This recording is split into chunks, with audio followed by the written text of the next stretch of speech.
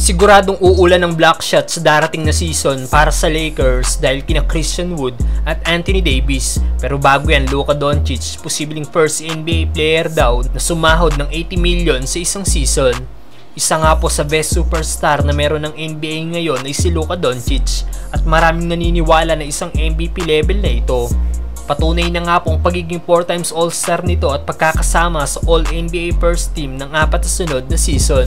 Nagawa niya nga po ito sa paglalaro lang ng 5 season sa NBA.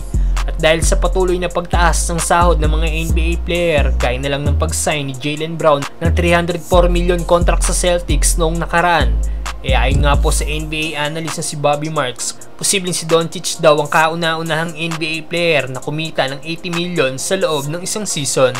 Well, hindi malabong mangyari ito dahil sa patuloy na pagiging popular ng NBA. At isa pa, bata pa si Luka Doncic dahil ito ay 24 pa lang at papasok pa lang sa prime ng kanyang karir. Samantalang siguradong uulan daw ng block shot sa Lakers pag pinagsabay si Anthony Davis at Christian Wood.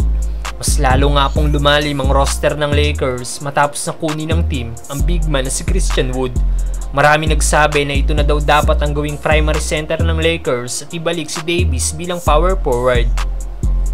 Mukhang tama ang karamihan sa mga Lakers fans dahil lumalabas sa statistics ng StatMuse last season, sina Anthony Davis at Christian Wood lang ang bukod tanging NBA player bilang starter na nag-average ng 20 plus points sa 2 blocks per game last season.